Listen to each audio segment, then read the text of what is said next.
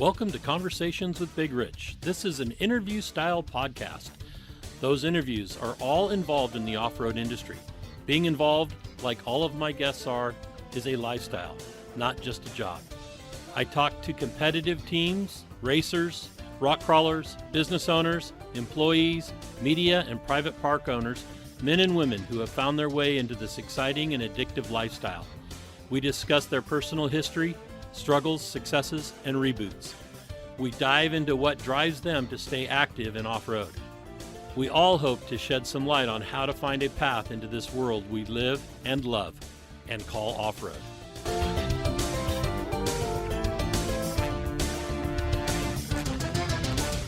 Whether you're crawling the Red Rocks of Moab or hauling your toys to the trail, Maxxis has the tires you can trust for performance and durability. 4 wheels or 2. Maxxis tires are the choice of champions because they know that whether for work or play, for fun or competition, Maxxis tires deliver. Choose Maxxis. Tread victoriously. Have you seen 4Low magazine yet? 4Low magazine is a high-quality, well-written, four-wheel drive-focused magazine for the enthusiast market. If you still love the idea of a printed magazine, something to save and read at any time, 4Low is the magazine for you. 4Low cannot be found in stores, but you can have it delivered to your home or place of business. Visit 4lowmagazine.com to order your subscription today. On today's episode of Conversations with Big Rich, we have Roger Lovell. You probably all know who Roger is, and if you don't, get your head out of the sand. That's Brad's older brother and part of Lovell Racing, the guys that had some great news in the last week or two, and it's going to be really good to see you guys down in Vegas. I'm assuming you're going to come down to the induction dinner for Ormhoff. Is that correct? Wouldn't miss it. All right. So, Roger, thank you for coming on board and telling your side of the story. Well, thanks, Rich. I appreciate the time. Let's start off.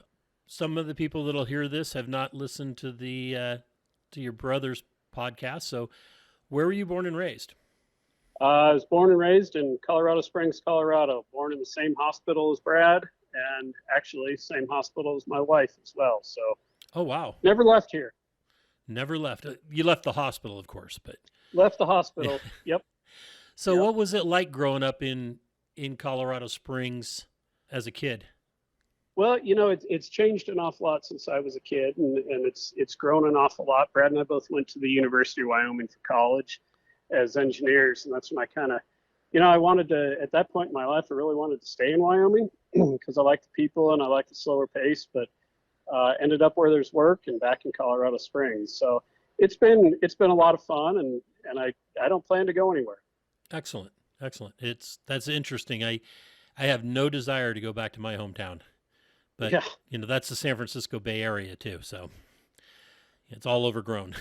Well, you gotta leave to have that experience. And yes. I guess I never really did that. Let's talk about those early days and school and all that kind of stuff. The things that you did as a family, because one of the things I'm really impressed with Brad's story and your story and having met your families is that it is such a family. I mean, it seems like you guys are almost like joined at the hip at times, but I see nothing wrong with that, and it's great that you're able to do that.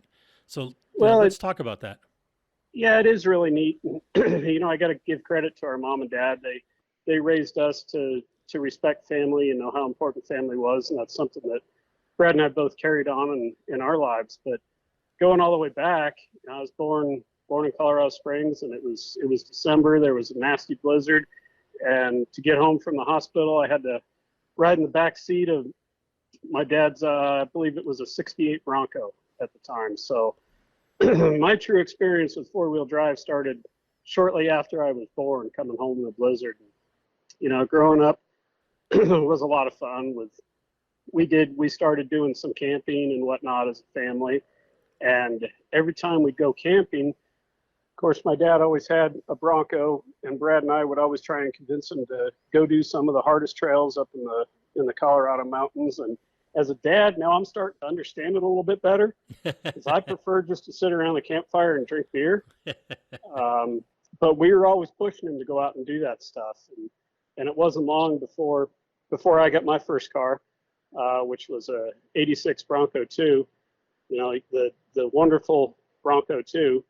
And in fact, I still have it, but I've been working on it for 30 years because I just keep modifying it, making it better and whatnot. Now it's a full-blown, close to a race car. Wow. But we started doing that. I got my license first, and Brad got his license. But the interesting thing about Brad is when he got his license, he got an '88 Ranger, and he didn't want anything to do with his truck or anything like that. He was just into flying model airplanes. I kind of went to him like, man, do you realize how lucky you are? You got this cool vehicle. You ought to do some stuff with it. So we started going up camping and then got involved.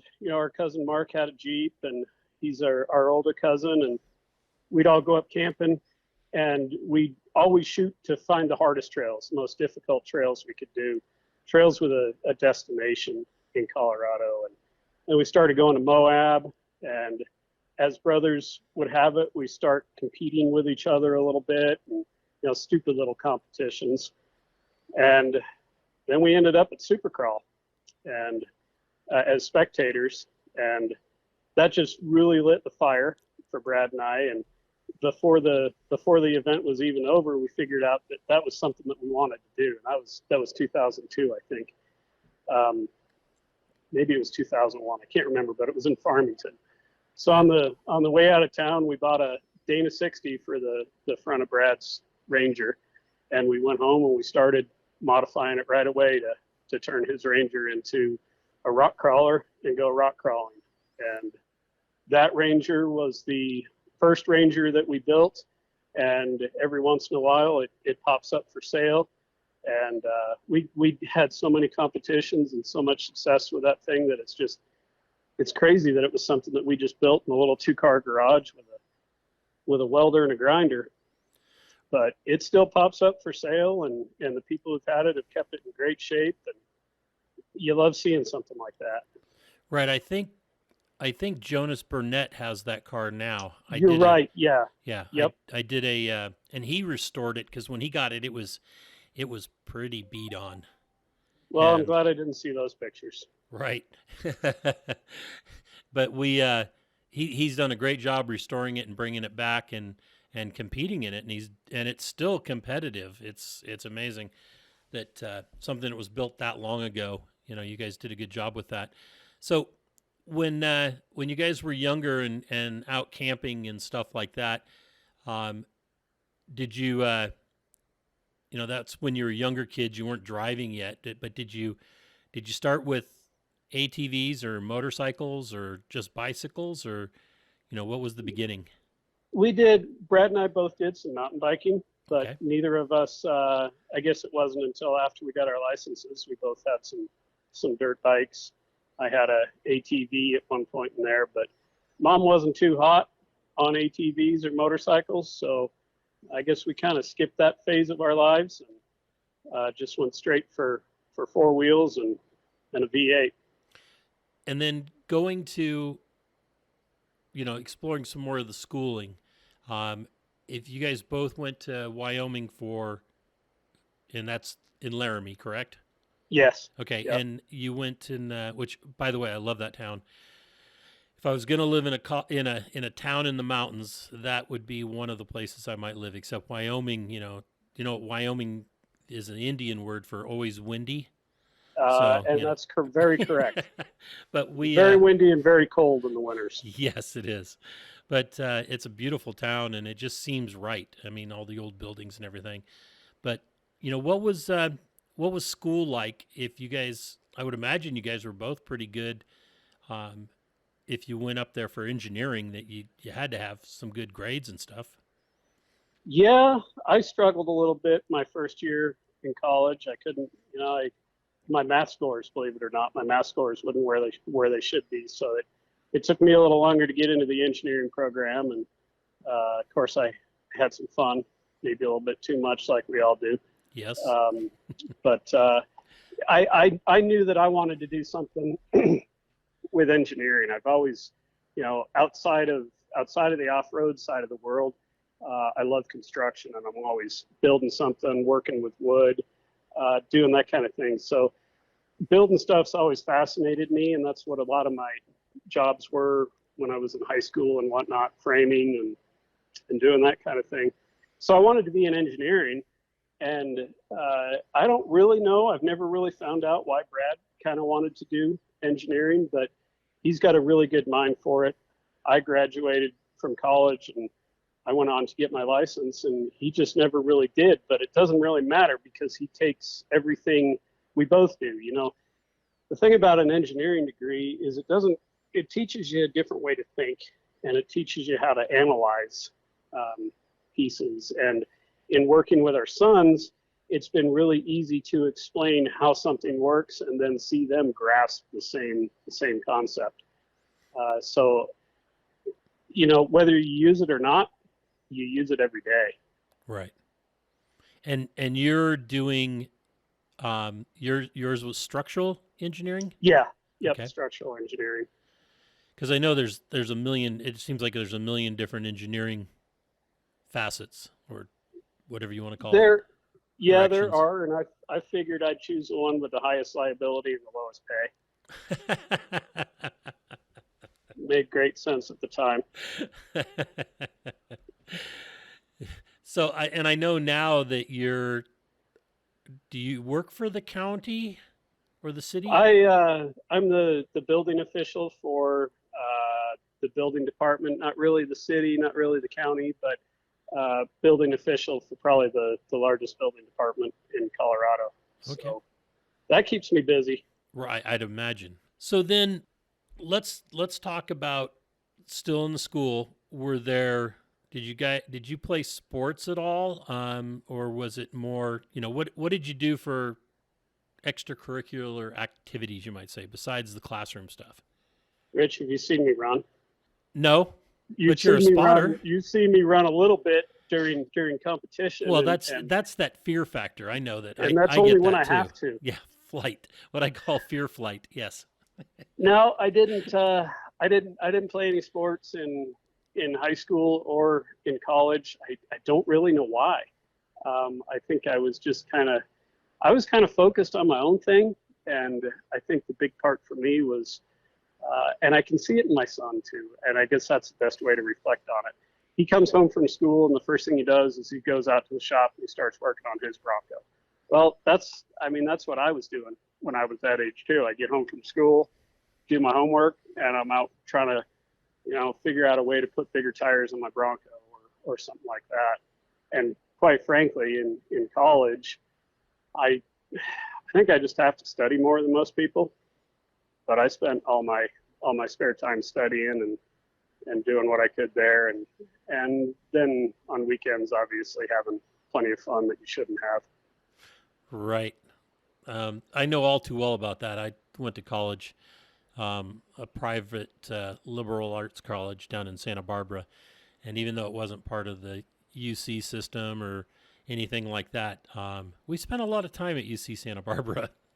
Yeah. You touched on Laramie. In the winter, it's really cold and it's really windy. There's not too much else to do other than drink beer. But I did have, it's kind of funny. I did have my dirt bike up there, and it was a street legal dirt bike. And my Bronco died on me, and I was living off campus. And the only way I could get back and forth to school was on my dirt bike in the winter.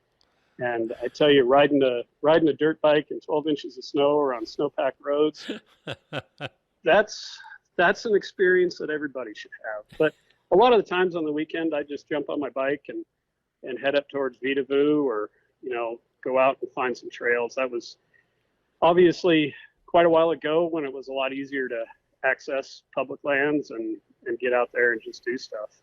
Right. We just did some of my best memories. What's that? I said we just did the Vitavu. Yeah, that's a cool area. It really is. I'd like to put tire tracks on it, but I don't think they'd appreciate that. They might not, but it's beautiful though. Yes. So anyway, you were able to access a lot of the public lands back then. Yeah, I'd get out, find a way, just follow roads. And there was no, I didn't have a cell phone. Not being smart, you don't have a cell phone. You just go out and ride all by yourself. And looking back, I don't think I even told anybody where I was going, but I didn't know where I was going either. And that's just some of the joy of being young and going out and doing those things and exploring and seeing where you end up, and then trying to remember how to get back home. But great times, and I think looking back on some of that, that's what really kind of fostered my desire to stay continued in off-road, and it continues to evolve. Right. So are you racing or anything like that now occasionally? I mean, you said your car, your Bronco 2 is pretty much a race car now. Are you racing it?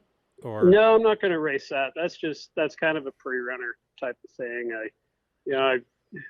You remember Nick Sosha? Yes. Who got hurt at a rock crawling event, and there was a raffle on Pirate, and we were right there at the event. My wife was there, and we were around it when it happened.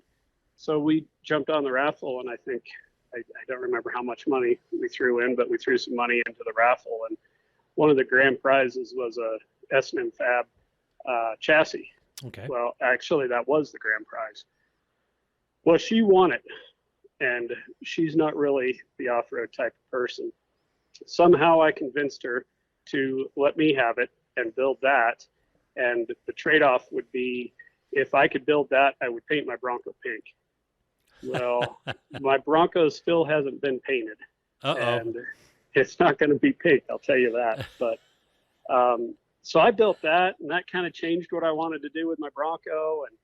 And end of that car was when I raced it on Pikes Peak in 2011, and I had a really bad crash on Pikes Peak. Right. And so that was the end of that car. So that changed the evolution of the Bronco again, because we were having kids and we wanted 4 seats. And then my wife decided that she wanted a Jeep. So that changed the evolution of the Bronco again, because we didn't need 4 seats. We had 4 seats. Right. So it just keeps changing. Did you buy a pink Jeep? No, it was a maroon colored Wrangler. Okay. And she wanted a convertible. She wanted a convertible, but she wanted to be able to drive it in the winter. Well, at the time, that's the only option. Right. So, okay. But she got what she wanted in the long run, just not pink. Just not pink. Okay. Yep. Because I know from experience that what they want in the long run somehow has to work out. Somehow it always, but it works out the same way for us, Rich. Yes, it I'll does. always figure out a way to get what I want. Just Yep. gotta put some more effort into it. Correct. Yeah, one of the things that Shelley brought is that to our relationship is the I guess the self-control. When I say, "Oh man, I need to do this," she'll go, "Well, you can do that if you can find more sponsor money or Right. something like that." And I'm just like, "Oh, okay." Oh, You know? yeah, I guess I got to do that first. Exactly. Yeah. Where in the old days it was just like, okay, well, we'll figure it out later. Let's get what we need. Yeah. Yep. So then where's the drive now with off-road for you? I think the drive for me, and it's changed in a couple of ways. I used to really get a kick out of being in the left seat and driving and or co-driving. I think what I really enjoy now is the co-driving piece of it, especially with I have a son who just, well, actually Brad and I both have sons. He has 2, I have 1, and all 3 of them got their license, their driver's license yesterday. Oh, so so it's been a lot of fun kind of working with them and teaching them some stuff. And this year at the Mint 400, we entered a UTV, and the boys they've all raced before. They haven't driven in a race before. We raced the Baja 500 2 times with them as co-drivers. And Brad and I just figured, well, why not? Let's put them in the right seat or the left seat and see how they do. So I co-drove the Mint 400 for all three boys, and I got to tell you, that was probably one of the highlights of my racing career, just to be there with those young minds that can do things that you had no idea, that I don't even know where they learned it or how they learned it, how they learned to pass, how they learned to run in dust. And it was incredible. So that's kind of what I'm enjoying a little bit more right now. And work gets difficult. It's hard for me to get to every race and make all the events, but being involved with Ford in the new Bronco program has been a highlight of my career as well. Right. How did that all play out? Well, I don't even, it's impossible to even count right now how many Broncos that we own between our two families, but it's plenty of Broncos. Some would say we have a Bronco problem, and I think we probably do. But Brad and I've always loved Broncos, and when there was starting to be some rumblings about Ford maybe reintroducing the Bronco, Brad told me, he said, I got to be involved in that program. And he was dead serious, and he made some contacts. He talked to a couple people, and he got involved in it, and he's been working on that program for about 4 years. So, and early on, he had this wild idea of, I want to build the Bronco, I want to bring the Bronco back. I want to be part of that. And then I want to race one. And Ford listened. They listened so much to his input and to that of the entire off-road community. And that was really cool. BF Goodrich does a lot of that with their tires too, with the development of tires. And it was the same type of thing that Ford did. So that kind of, one thing leads to another. And then we're talking about figuring out a way to build a couple of 4600s to race in the stock class. So. And you guys did that this last KOH, is that correct? Yeah, we debuted the first one, the first 4600 race Bronco that we have. We debuted that last year. And then we raced it for the first time out at King of the Hammers this year, and we took second place in the stock class, and raced it a couple more times this year, and it's phenomenal. It's so much fun to drive. And that's the framed vehicle, not the built off of the unibody Bronco Sport, right? Right. Nothing to do with a Bronco Sport. It's a true two-door Bronco, body on frame, independent front suspension, solid axle rear. And it was kind of our first, other than UTVs, it was our first venture into the IFS world. Well, I guess we had the spec truck too, but two-wheel drive and four-wheel drive are two different worlds when it comes to independent suspension. And it's incredible what that thing will do in the desert and eat up the whoops. But then when you get it in the rocks too, it's a short wheelbase. It's on 35s, and quite honestly, I'd venture to say there's probably some places we can go in that thing that we would struggle with in our Ranger that we've competed with for 14 years, I think. Wow. So that's surprising to hear. I don't know. I always thought that the independent suspension, you have to drive them completely, a lot different than a straight axle. Do you think that's correct? Maybe a little bit in the rocks, but once I don't know that you have to drive it any differently. I think maybe if you took a solid axle car and put independent on it, you would have to drive it differently, but you drive every vehicle differently. And I think that's just part of the adjustment with learning the new vehicle. You're not smashing a diff where you're regularly smashing a diff. So you can take some different lines that you normally wouldn't do. The Bronco's a little bit narrower than our Ranger, so we have to take different lines. True. Okay. Because watching like the IFS cars in the 4400 class, at least, it appears to me that they're really not crawling, but they're like shoving the front end through the rocks. They may be a little bit harder to crawl at slow technical speeds. If I was doing something slow and technical, like a wee rock event, I don't think that independent front suspension would be the way to go. So there is probably a bit of a trade-off in the rocks versus the desert, but the difference that it makes in the desert just eclipses what you lose in the rocks. And I think that as we continue to evolve with technology and shock tuning and some of the live valve stuff that Fox is doing, that we can really get that suspension dialed in for a lot better performance on the rocks. But it's already great. A lot of it comes down to driver too, and the driver just really being confident in the truck and knowing how it works and where it's going to get traction and where it's not. Right. So one of the things that I thought that, everybody bagged on the release of the Bronco, especially Jeep owners and Toyota owners. Oh yeah.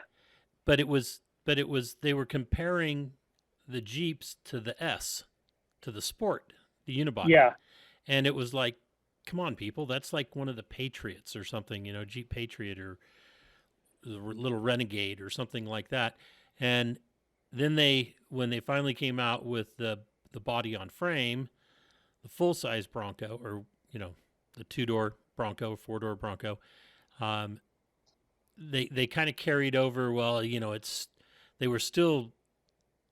people were still trying to compare it as if it was an S, one of the sports.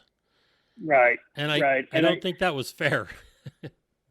Well, I think, if you look back on everything that happened, Ford they introduced the Sport right before COVID hit. And they actually delayed the release of the Bronco when COVID hit. I think they were supposed to release it at the Detroit Auto Show, and that got canceled or postponed. So the release of the Bronco was postponed, and then everybody thinks, well, the Bronco Sport is the Bronco. So I think it was just a matter of not good timing all Right. around. Okay. I get that. Yeah, that I figured the same thing, and I think that. But it is a different vehicle. The Bronco isn't what Ford wanted to do was build something that would compete with Jeep, but not replicate the Jeep.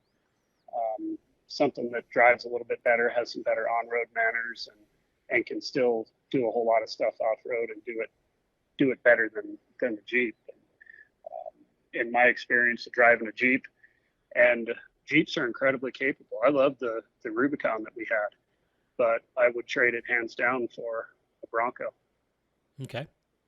Well, I'm a Ford fan in the fact that the Raptor, I have a Gen 1, and I tell everybody it's my forever truck.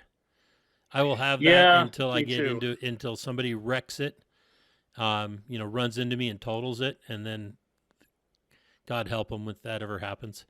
I've got a Gen 1 as well, and it sits in the garage most of the time. And unfortunately, due to some unforeseen circumstances, my wife is driving it right now while we get her car fixed. But it's kind of, it's like watching your kid leave. That's my baby. I drive mine so much. I bought it from Josh Jackson there in the Springs. That black one he had, the tuxedo black, and it had 50,000 miles on it, and I bought it just under 3 years ago. It sat for probably about 4 months now of the 3 years that I've owned it, and it now has 190,000 miles on it. Does it really? Wow. Yeah. Wow. And it's good. Not easy miles. No, they never are. No. They never are. Not with us. Nope. Truck's going to live a hard life. Yep, but it's okay. It's built for that. I mean, the thing has just been so solid. It's just amazed me when I read on the boards and everything about people having problems. I'm like, man, this has got to be, I don't know what they've done to theirs so they have these problems, or, what was done before they owned them or whatever, but there's been like what I would call zero problems in this, besides maintenance items. Oh yeah, you got to do the maintenance, and anything's going to have problems. There's always going to be something. Right. Yeah, and I'm about as diehard a Ford guy as we get. I don't own anything other than Fords. I've never been vehicle specific. I've just always driven what was available or what I liked that particular moment. But like I said, this Raptor is going to be the forever truck. They can keep You're the hanging on to Gen. that. Yeah, they can keep the Gen 2. They can keep the Gen 3.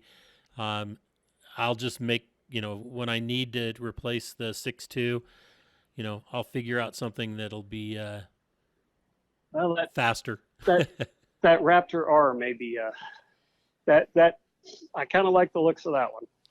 They're That's for just sure. the lines are too harsh. They need to go back to that smoother lines, like in the Gen 1 for me. The lines are just too harsh. They're softer than the Gen 2, but not as enough. I'd agree with that, but something about 700 horsepower that I like too. Well, I'm thinking a Godzilla motor, 7.3 with a Yeah. supercharger. Might just do the trick. That would be a good replacement for the 6.2. Right. So then, with working with the Bronco team, how did the input work? Did you guys, test them out at each level or make recommendations beforehand, or what was Brad was involved. Yeah, Brad was involved in almost all of that in the the early on prototype testing and some of that. And with any vehicle like that, it evolves from different stages. And he can tell you all the stages. Okay. I wasn't too involved in a whole lot of that. I'd ask him questions, and he couldn't even tell me. He had to sign a non-disclosure agreement. He wouldn't even tell his brother. Right. But okay. he was involved in the pre-production or the prototype to the pre-production, and then into the durability testing. And in fact, this week he's out in Johnson Valley doing more work with Ford on the Bronco, doing more durability testing. So they continue, even though it's in production now, they're continuing on the next steps. And that's where the Bronco Raptor came from, is, okay, what else can we do? So it's interesting how the input works. And that's kind of what you were asking. The input, they'll ask for, you got a whole slew of engineers out there from every different facet, from driveline to suspension to every piece of the vehicle, and they all want specific feedback, and they got data all over the truck, and you're really just a test dummy in that case, but they do want to hear what you think about it and how it performed in this case and that case, and they'll take it back and do some tweaking here and tweaking there, and then go out and run it again. And they in the durability testing, they literally say, go break it, go find the limit. And that's pretty interesting too, to when you're challenged to go out and break something instead of challenged not to go out and break something. Like in a race situation, you want to survive. Exactly. You have to finish first. I'm okay going across the finish line on 3 wheels, but so then where do you think things are going to lead with the kids? It's a great question, and I want, and I have a daughter too, and you look at the differences between all of the kids, and what I don't want to do is send them down a predetermined path. I want them to all be able to choose what they want to do. My daughter, she'll go to college. She wants to either be a baker or a marine biologist, kind of a wild range, but that's what she's got set. Now, Parker, my son, college might not be for him. It might not. If he doesn't want to go to college, he doesn't have to, but he wants to go build and work on trucks and build race trucks. He was on this year at Pikes Peak. He was on the Reese Millen team, working with a Porsche, and he's helped me out up there. I've been crew chiefing for another team up there for about 5 years, and he's been involved every year in that. He's working for my neighbor on his race car, and he can TIG weld and fabricate. I'll just go ahead and say better than I can. So he's got a great mind for it. And it, as far as where Brad's kids are heading, it's difficult to say, but they both have that same mindset of fabrication and hard work, a good work ethic. Right. So, And I'd Mike be Rowe wouldn't remiss argue to say with I think there'll be some manner of motorsports involvement in the future. Great. Okay. Like to see the family tradition hang on there. Yeah, Lovell Racing isn't going to die. No. We're not going to let that happen. Cool. Excellent. And what about personally for you? What are your aspirations? What are the things that you want to see happen? I would like to, the racing's fun, and it's a great experience. I think part of maybe what I'm looking at right now is some of the been there, done that, and what's next. I remember years ago, Ron Stobaugh, we were doing really well in rock crawling, and he was kind of our first sponsor, and we were doing great in rock crawling. And I approached him the following year for some support, and he said, "Nope, it's time for you guys to do something different," and forced us out of our comfort zone. And that's what got us into some of the XRA and some of the desert stuff, as well as rock crawling. So reflecting back on that, I think that's some of what I need to do a little bit now. And that might be a little bit more of the expedition stuff. And I'm really concerned, as is Brad, about land use, about the future of our public lands and being able to access them and use them responsibly. Well, that's good to hear, because that's a big push that I don't know if I want to get back into the actual land use fight, but to make others aware that maybe have more energy to do that is a good role for me. Yeah. I don't have much desire to get involved in the political side of it, that's for sure. But the education side of it, and living in Colorado, even just going out and using it, I don't get out enough. So I need to do more of that. That's our next step with us, is to do exploration runs, discovery runs, you might say.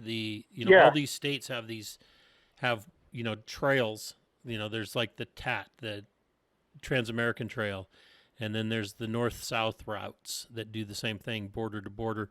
And those are the kind of things that I want to start doing, and inviting people along that want to experience the same thing. And exactly, as we pull away from the competitive side of it. Yeah, I think that's probably somewhere where I'd like to go. And we're doing just a little boys trip next week, where all three of our boys will take their Broncos, and Brad and I'll take ours, and just go do some trails around Colorado and just see what we find. Well, that's really cool. And did you do the trip from Colorado Springs to Moab? Yeah, we've done that. I can't remember how many years we did that. Three or four times, and that's just such a fun thing to do. And you can drive down the interstate and miss everything in the world. You're not even going through the most beautiful parts of Colorado, but when you can slow down and take the long way back and just enjoy the scenery, you just see things and you experience things that you'll never see again. Right. I asked Brad for for a download of what you guys, the trip that we featured in the magazine, because I think that was just phenomenal to do things like that. That's the kind of stuff that I really want to do. I want to slow down. I see too much from the interstate. Yep, exactly. And so that's some more of what I'd like to do. When you've gone to Baja, have you had the time to enjoy it down there as well? I've done to a degree, Rich, but not like I'd like to. I've done NORA a number of times, and every time with NORA, I get on a plane in Cabo and fly home, and so I miss the whole experience of coming back up. But the first year that we raced NORA down there, we had some mechanical issues with the Bronco. Turns out we could have fixed them, but we didn't know at the time. We had some mechanical issues about halfway down, and we figured, well, let's just continue on down to Cabo. And it was just, stopping on beaches here and there. And it was just such a great time, and seeing the beauty of Baja and really experiencing it for what it is. And Nora is a great way to do that. But when you can slow down even more, Baja is just, it's untouched. It's still the Wild West, and It absolutely is. And the people, for the most part, the people really appreciate us Americanos going down there and enjoying their country, as long as we're not assholes. Yep, exactly. And earlier this year, I guess it was in June, took a family trip up to Alaska, and we did 1,300 miles in an RV, and just experiencing Alaska for the first time. And, man, that's the Wild West too, in a big way. Yes. So I got to get back up there. I'd venture to say if I discovered Alaska when I was a lot younger, that could be where I would have ended up. Well, it's pretty similar to Colorado. It is. It's probably just, it's not as hot there as it is right now. That's for sure. Yes. Yeah, we're suffering at almost 100 degrees here in the western slope of the Sierras in Placerville as well. Yeah, it's a hot one here. I can't be in the house today because we had the floors refinished, so I'm out hanging out in the garage with the dogs and the swamp cooler. So, well, swamp coolers at least work there. They don't work in Texas. No, humidity's already too high. Yeah, it works out all right here. So let's talk about Brad and actually I think the family's induction into Ormhoff, because Ormhoff is something, and this is the Off-Road Motorsports Hall of Fame, is really dear to my heart. I think it's an organization that every enthusiast needs to get involved with, and it's as easy as being a member at $25 a year. But I think that's my other goal, is besides doing social things, is to really push the Motorsports Hall of Fame, because it's not just about racers or drivers. It's about business people. It's about advocates. It's about pioneers. It's about media. It's everything that we cherish in off-road, whether it's four-wheel drive, motorcycle, ATVs, UTVs, young and old. It recognizes all of that. It's everything about a dirt road, and then that's what I love about it. It doesn't just celebrate, and it doesn't just celebrate the people who've been successful in off-road. It celebrates what off-road is and why it's important, and why we need to continue to recreate and keep the things that we have. And Brad got voted in on the first year that an application was put in, or this was actually his third year. Okay. Yep. Okay. Yep. Yeah, I wasn't sure how that went with him. I'm not sure with Lance either, but I know a lot of them rarely get in on the first time. Well, you just got to keep trying, and even if it's a long shot, you got to try. It's kind of like a race. You might have qualified last, you might have crashed in qualifying, who knows? But you still got to go out there and push hard, and try and win and make it successful. And sometimes the racing gods shine down on you. And I was just elated the fact that Brad was nominated, and or that he was inducted, and that he made it. I couldn't be more proud of him. He lives off-road. The thing about Brad is he lives off-road, not just racing, but off-road every day. It's what he lives and breathes, and he doesn't know anything else. Literally, I don't think he knows anything else. Right. He's totally immersed. Yep. Yeah. He was trying to build a shop, and he asked me some of the simplest questions. It's like, yeah, you're really into this off-road thing, because you forgot everything you learned in engineering school. So what was his engineering background, or what's his engineering background? Was he structural as well, or?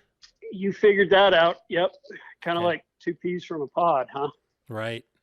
I So, figured as much, maybe, I mean. yep. Yep. Maybe you stole my notebooks or something. I don't know. Um, So then, did he always ask, did he ask, like, okay, where's the cool places to hang out? Or did he come up and visit and get to experience those? oh, I think he came up and visited and figured that out pretty quick. But it's neat because going back to college, not only were we there for a couple of years together, we also have a lot of the same friends and the same network out of college. So, it's been great. It really amazes me how close you two guys are, as brothers. I know that there can be a lot of competition and it can build a lot of animosity in almost every group of brothers that I know. They get along, but not like you guys do. Well, and it's not all sunshine and roses. There are times where we have disagreements and see things differently, and eventually he'll come around and realize that I was right. But it's one of those things we just kind of always been doing the same thing together, and it goes back to the rock crawling days where we were all of a sudden we were high tech and we weren't yelling at each other. We had radios, and I could hear him as the spotter when he's getting ready for a big climb. I could hear him breathing hard, and knowing him, I knew what that meant. You can tell him calm down, relax a little bit. And same thing in any one of the race vehicles that we have. We can recognize each other just by the driving style or by the breathing or by a move of your hand or something. You know that he's getting stressed or nervous. You don't usually have to tell Brad, push harder, but there are times where you can tell him, let's go, let's move. Right. Interesting. And did he ever spot for you? We tried it once or twice. Didn't work so well, at least in competition, because he always wants to be the driver. Although when we'll go out and do recreational four-wheeling, he's the number one spotter that I'd want to have. And we've done plenty of that. But in competition, he's better behind the wheel. So you're saying you're actually a better spotter? Well, I'll be honest, Rich. I would say I probably am a better spotter than he is, but he's probably a better driver than I am too. Okay, no, fair enough. Yeah. I've always said that, of the three parts of the team, the spotter was the most important. And the reason I said that is because you have to know how the vehicles, what the capability of the vehicles, but you also need to know the fears or the tendencies that the driver has, what they like to do and not do. Yeah, whether it's a side hill or a big climb or a downhill. Yeah. The limitations of the driver, the capabilities of the vehicle. Yep, exactly. Yep, 100%. So as the racing world goes and continues for Brad, you're more into the camping and the scenic wheeling. Is that correct? Well, that's what I really enjoy the most. Right. It doesn't by any way mean that I'm going to step back from the racing side, and any chance I get, I'm going to get in the race truck, whether it's left seat or right seat, because it's just one of those things that once it gets in your blood, you can't get rid of it, and it's like a drug, especially when things are going like they should be going. But what I really enjoy, especially about desert racing, is the adversity that you face out there.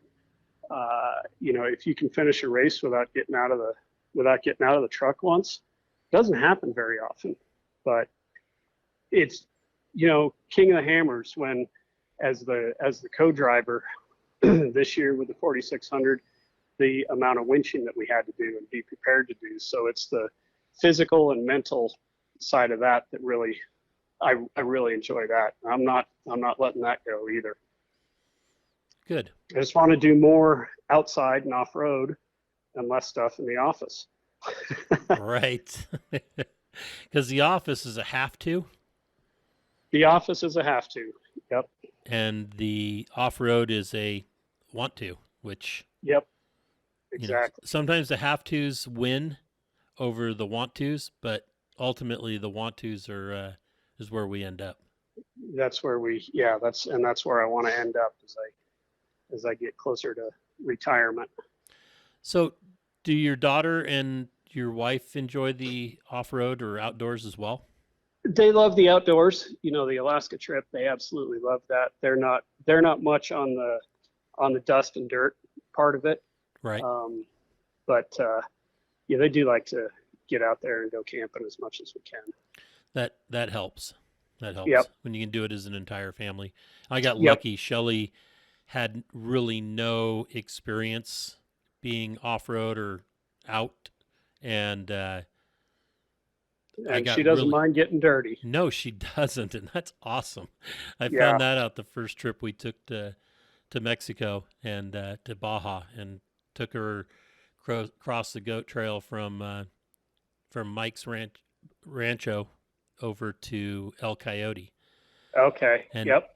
put her on the outside of that cliff road and right on the edge, and Yep. just to see how Yep. she would go. And we get to the top, and she goes, "Well, did I pass the test?" And I'm Oh, like, nice. "Oh, what test?" She goes, "Oh, I don't know what you're talking about. yeah." She knew it right away, but she did. It was good. Well, you guys are great together. So explain your relationship. You guys went to school together, born in the same hospital? Yep. Yep. Yeah. At the time, there were only, gosh, I think there were two, maybe three hospitals in town, so there wasn't a whole lot to choose from. And how did you meet your wife? I mean, I don't think you guys met Yeah. in the hospital, right? No, I didn't meet in the hospital. My wife and I, um, we went to school together. We didn't go to the same elementary school, but we went to the same junior high, and she will tell you that she didn't know who I was, but of course she did. I knew who she was, and you know, we graduated from college. I was at the time dating her best friend for a couple of years, and that fell apart. And we ended up getting together. So I remember her saying, "You're not as bad as she said you were." But the key word there is "as bad." But I got lucky. I got real lucky. That's awesome. I'm happy for you for that. That's for sure. So then, Yeah. man, let's see. Have we missed anything that you want to talk about? Do you want to talk I don't about some know. of your experiences at competitions with your brother, or driving your own, or like the wreck on Pikes Peak? Yeah, yeah, that was an interesting one, and that one really struck me personally. That was, I mean, I've had so many memorable races and events in my career, but that one will always stick out because Pikes Peak was part dirt, part asphalt in 2011, and so it makes it very difficult in a car for that. Of course, I'm racing a four-wheel drive 35s, short course tires, and I'd had a couple of issues in practice, and I was down about 40 horsepower, and I was popping the alternator, and but I had the course down, and I knew the course really well. And come race day, I had more horsepower, but in all the practice I'd done, I didn't account for one thing, and that was spectators on the course. Spectators lined on the sides of the course. So I lost my turning points and I lost my braking points. And quite frankly, I got lost. And at the time, Pikes Peak was the first sanctioning body that I'd ever raced in that required a head and neck restraint. If they had not required a head and neck restraint, I'm convinced that I would have broken my neck or my back, Wow. and things could be drastically different today. I took a really bad roll. I didn't go off the road, but I tumbled at about 60 miles an hour down the road, and safety crew picked me up. I knew the safety guy, And he looks at me because he knows my insurance isn't going to cover a trip to the hospital, and says, "Are you okay?" I said, "Yes, I am." He said, "Are you sure you're okay?" "I'm fine." So I got in the back of the safety truck and I go down to the start line, and they'd already red flagged the race, and the first car lined up on the start line was Brad. And Brad sees me come down in the back of the safety truck. He knew they'd stop the race. And I look over at the side, and there's my wife and my son standing there.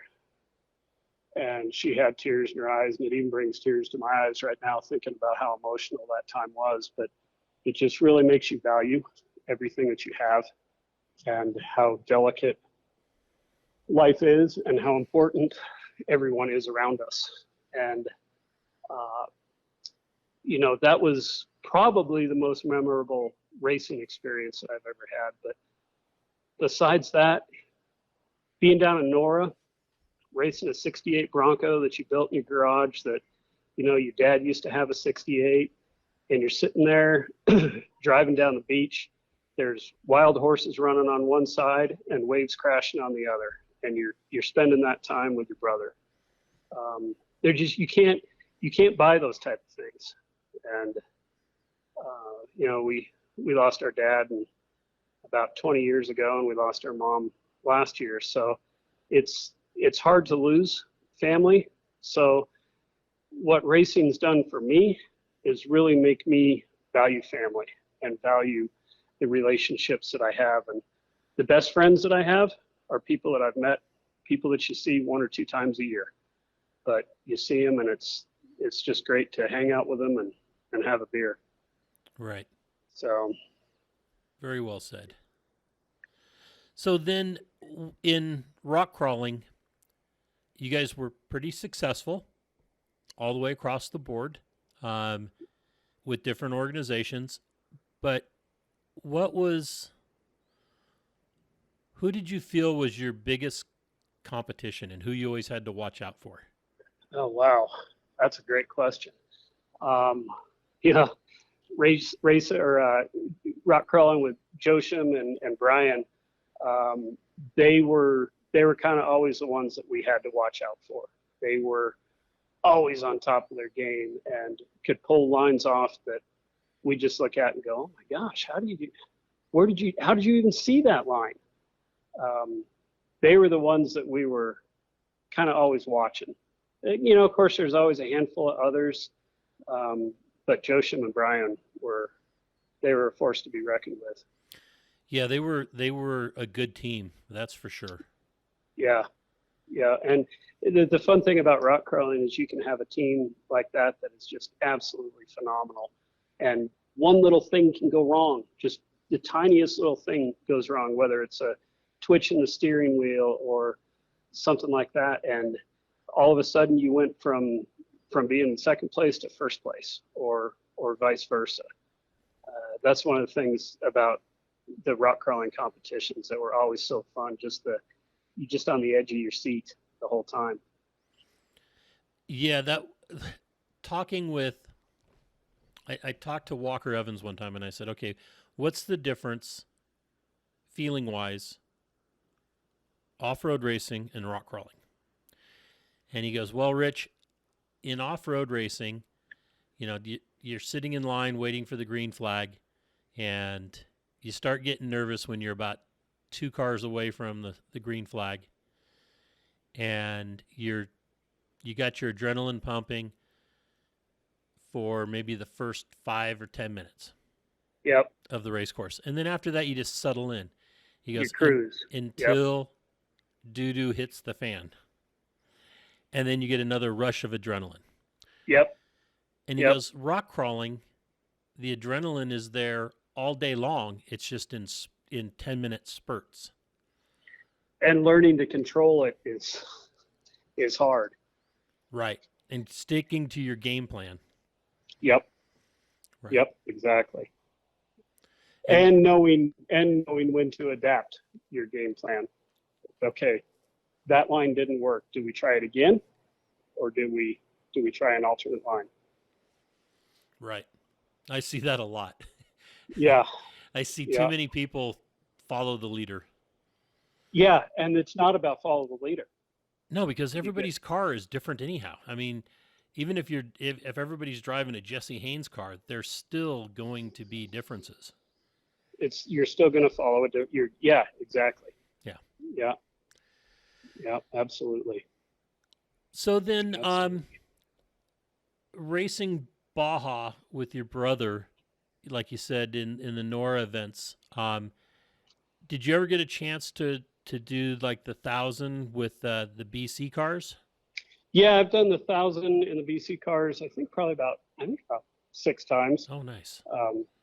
And that was probably what really got us probably going down to Baja and more interested in desert racing, because we knew a lot about what we were doing, but we didn't know everything. And you get involved with some like minds that have some tips and tricks here and there. And it wasn't long before Brad and I figured, well, we could do this. We could do this with our own program. We haven't taken on the 1,000 under our own program just because of the magnitude of the event and the number of people it takes, and quite frankly, dollars. Yeah, logistics and money. Yeah, Absolutely. yeah. And does I know JT Taylor's pretty busy right now, but he used to work with your group, correct, on the short course? Yeah, JT worked with us on the short course program for a number of years, and he was a real good asset to have as a spotter. The thing about JT is he's not going to mince any words. You know what you're going to get. If you were too slow up there, he's going to tell you. It was really good working with him, and we've been around JT a long time and know him well, even prior to that. So it was a natural fit, and it's fun to see him continue to further his career too with everything off road. Yeah, JT's a good guy. He's a good friend Yep. to have too. And Yep, like you he said, sure is. as a friend, he's a straight shooter as well. He is, and even when he's your friend, he will pull that knife on you and hold it at your neck, just to make sure you know he's there. That's a nice way of putting it. Yep. Yep. Well, Roger, is there anything else that we haven't hit on that you would like to discuss? Well, I don't think I have anything else, Rich. I'd just like to thank you for your time and the opportunity and the recognition, and wish you the best of success as well. Well, I appreciate that, and wholeheartedly, congratulations to the entire Lovell clan for getting into the Hall of Fame. Even though Brad's name is going to be the one on that page, it's Well, thanks, it Rich. really is a group cause. Well, it is. It is. And I guess the way that I see it is just like anything else. It takes a team to make it happen, but you have to have a leader. And Brad's that leader that made it happen. And, he's the driving factor behind all of it. So I have great respect for him, as well as, I'm incredibly proud, and I don't know where he got it from, but he got it and he's good at it. Excellent. Well, I look forward, Shelley and I look forward to seeing you guys and hanging out down there for the Omerhoff induction dinner. And I'd like to encourage everybody to become an Ormhoff member. You can go onto the Off-Road Motorsports Hall of Fame page and join, and you get voting rights on the not voting rights on those that get actually inducted in, but there's a number of things that other things that you can be involved with, and I really would appreciate it if everybody joined that. And Roger, thank you for competing with us over the years and being such a solid guy and having such a solid family, and I'd like to say a friendship too. I know I've called you a couple of times when we were trying to get races going on down in Colorado Springs, Oh, yeah, and you out were of able to Ram. help. Yep. And you were really Yep. able to help out a lot, and I really appreciate you stepping up and doing that. Well, I'm only ever a phone call away, Rich, so don't ever hesitate. All right, I appreciate it, and thank you for your time this day. All right, buddy. We'll talk soon. Okay. Thank you. All right. Bye-bye. See ya. Well, that's another episode of Conversations with Big Rich. I'd like to thank you all for listening. If you could do us a favor and leave us a review on any podcast service that you happen to be listening on, or send us an email or a text message or a Facebook message, and let me know any ideas that you have, or if there's anybody that you have that you think would be a great guest, please forward the contact information to me so that we can try to get them on. And always remember, live life to the fullest. Enjoying life is a must. Follow your dreams and live life with all the gusto you can. Thank you.